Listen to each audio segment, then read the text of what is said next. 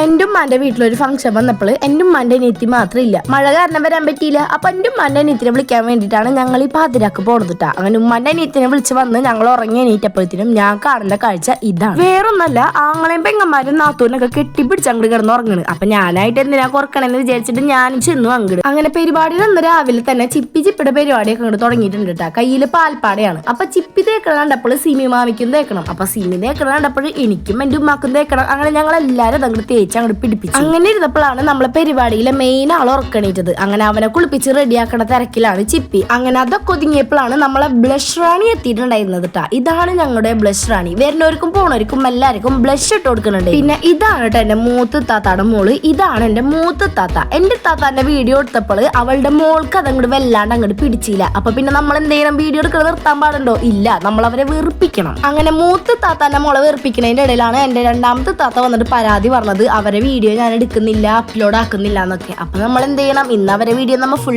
എടുക്കണം. ഇതാണ് എന്റെ രണ്ടാമത്തെ താത്താന്റെ മോള്. അങ്ങനെ നമ്മളെ പരിപാടി ഇവിടെ അങ്ങോട്ട് തുടങ്ങിയിട്ടാ. വേറെ ഒന്നല്ല, എന്റെ നാലാമത്തെ മാമാന്റെ കൊച്ചിന്റെ നാൽപ്പുളിയായിരുന്നു. അപ്പൊ അതിന്റെ ചടങ്ങുകളും മറ്റും കാര്യങ്ങളൊക്കെയാണ് ഇവിടെ ഇപ്പൊ നടക്കുന്നത്. അങ്ങനെ അതൊക്കെ അങ്ങോട്ട് കഴിഞ്ഞുട്ടാ. ഇതാണ് കൊച്ചിന് ആകെയുള്ളൊരു മ്യാമൻ. കൊച്ചിനെ കാണാൻ വേണ്ടി വന്ന് നിക്കാട്ടാ. പരിപാടിയൊക്കെ കഴിഞ്ഞപ്പോൾ ഞങ്ങൾ നേരെ ഫുഡ് കഴിക്കാനുള്ള പരിപാടിയിലോട്ട് അങ്ങോട്ട് കടന്നു. കുട്ടികൾക്ക് ഫുഡ് കൊടുത്തതിന് ശേഷം ഞങ്ങൾ എല്ലാവരും ഫുഡ് കഴിക്കാൻ വേണ്ടി ഇരുന്നുട്ടാ. അങ്ങനെ ഫുഡൊക്കെ കഴിച്ചു കഴിഞ്ഞപ്പോഴത്തേനും എല്ലാവർക്കും ബീച്ചിൽ പോകണം. അങ്ങനെ ഞങ്ങൾ പോയത് ഊഞ്ഞാൽ ബീച്ചിലോട്ടാണ് ട്ടാ. ഊഞ്ഞാൽ ബീച്ചിൽ പോയിട്ടുണ്ടെങ്കിൽ ഊഞ്ഞാലാടണമല്ലോ. അങ്ങനെ ഞങ്ങൾ പിള്ളേരെ കുറച്ചേരം ഊഞ്ഞാലാട്ടി. അങ്ങനെ കുറച്ചേരം കഴിഞ്ഞപ്പോഴത്തേനും ഞങ്ങളെ കൊച്ചിന്റെ ഊഞ്ഞാല് പോയടാ. അപ്പൊ ഞങ്ങളെ കൊച്ചതേ തെങ്ങുമുട്ടിയുമ്പോ കയറിയിട്ട് ഊഞ്ഞാലാടണാണോ അതോ പുടിഞ്ഞുളയണ പോലെ കാണിക്കണാണോ എന്താണെന്ന് ഞങ്ങൾക്ക് മനസ്സിലായില്ല ട്ടാ. അങ്ങനെ ഞങ്ങൾ കുറച്ച് കഴിഞ്ഞപ്പോ വീട്ടിലോട്ട് പോയിട്ടാ. വീട്ടിലെത്തിയപ്പോ ചെറിയൊരു കേക്ക് കട്ടിങ് ഉണ്ടായിരുന്നേ. ഫംഗ്ഷനിൽ നിന്ന് എന്റെ ഇത്താത്താന്റെ മോളുടെ ബർത്ത്ഡേയും പിറ്റേ ദിവസം എന്റെ മൂത്ത മാമാന്റെ മോളുടെ ബർത്ത്ഡേ ആയിരുന്നു ട്ടാ. അപ്പൊ രണ്ടും ഞങ്ങൾ ഒന്നിച്ച് അങ്ങോട്ട് ആഘോഷിച്ചു. അങ്ങനെ അതൊക്കെ കഴിഞ്ഞ് ഫുഡും കഴിച്ച് ഞങ്ങളെല്ലാരും ഞങ്ങളെ വീട്ടിലോട്ട് അങ്ങോട്ട് തിരിച്ചു പോയിട്ടാ. അപ്പൊ ഇത്രയുള്ളപ്പോ എല്ലാവർക്കും ടാറ്റ.